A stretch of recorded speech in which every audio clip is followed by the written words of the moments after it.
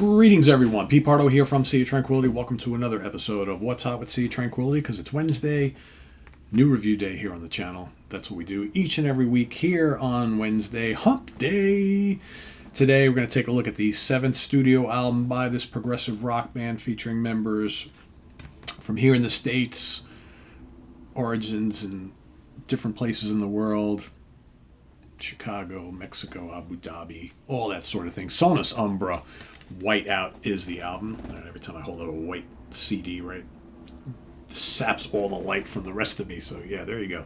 There it is right there. And this is on Prog Rock Records, right? Prog Rock Essentials, is that what it's called? Here we go. Digipack.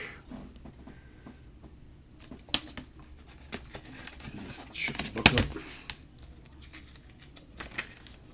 As this is mostly all instrumental, there are some little vocal sections. No need to post the lyrics, right? But a lot of information, so you get a big, long kind of explanation of what exactly is Whiteout by none other than Mr. Louis Nasser. Of course, Louis, a member of the Sea Tranquility team here on SOT on the YouTube channel. You can see him every other week on in the prog seed. He's appeared everywhere else. Who makes up the band, you might ask? Tim McCaskey on acoustic and electric guitars. Louis Nasser, bass, keyboards, pedals, sound effects, sound design. Andy Tillotson, drums, keyboards, synthesizers, guitar, sound design. With all sorts of special guests. All right, you've got people like Aaron Geller on lead guitar, Steve Katsikas on keyboards and synthesizers, Matthias Olsson, guess that Matthias Olsson, drums and percussion, Ramses Luna, saxophone, wind MIDI. Who else we got? Alan Heerton on Hammond organ and keyboards, Mark Kovacevic on little voices. Who else? Trying to make sure I don't forget anybody. Melody Shaw, spoken words. Avery Lynn Boyd, spoken words. There's a little spoken word stuff on here. Jeff Laramie on drums.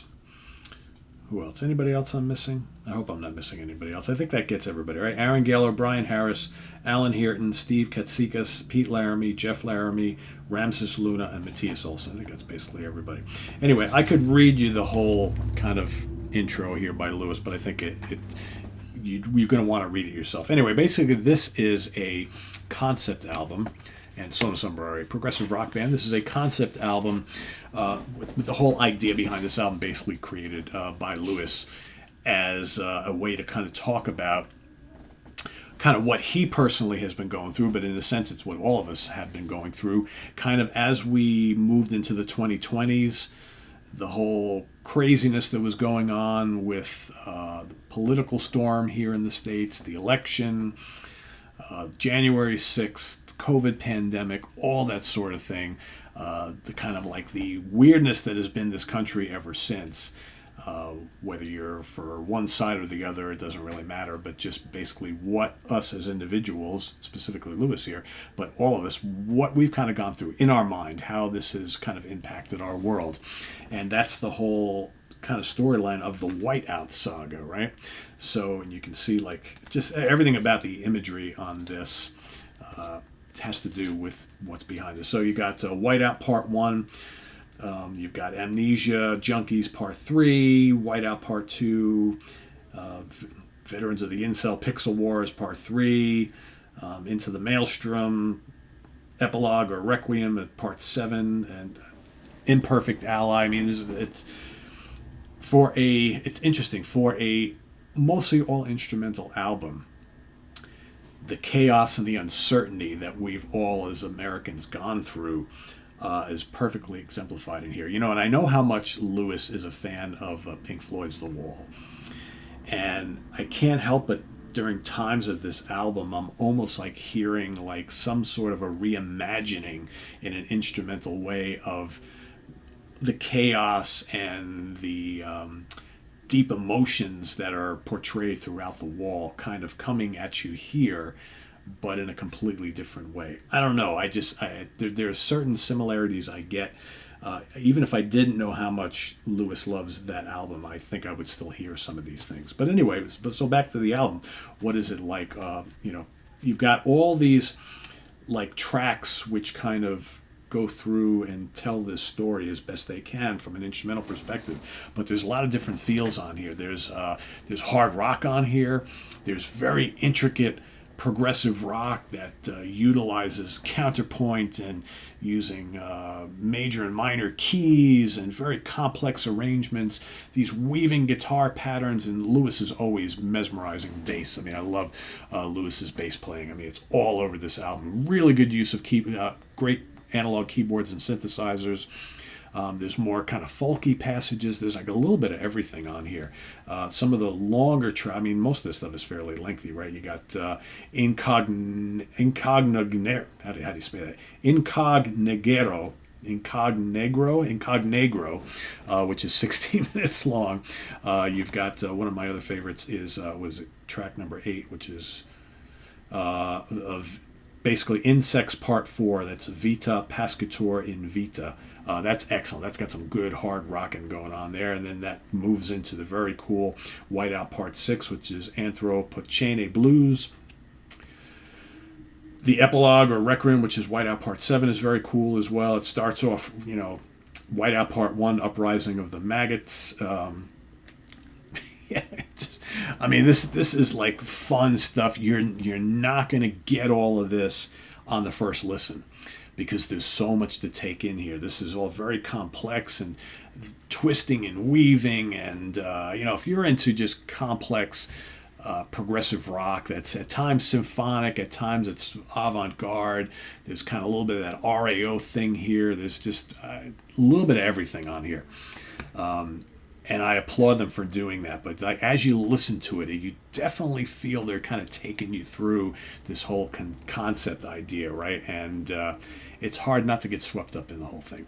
So, yeah, I really enjoy this. If you're a fan of prog, you're going to want to hear this. But again, this is a little bit more demanding, a little bit more complex. It's very serious, and true Louis Nasser. We know how much he likes more darker, more serious music, right? So you can tell he's the driving force behind this.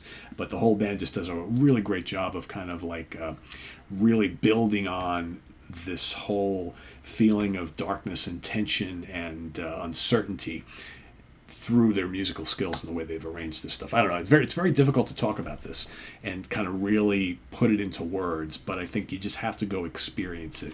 And what I'm going to do is I'm going to drop the link to the Bandcamp page. Yeah, you can go check out a little bit of on here, but I'll see. Maybe there's a couple different Bandcamp pages. But anyway, I think that this is something you're just going to have to experience, because me trying to explain it, I feel like I'm failing and not doing a good job, but it's definitely really intriguing music, and it just kind of sweeps you in.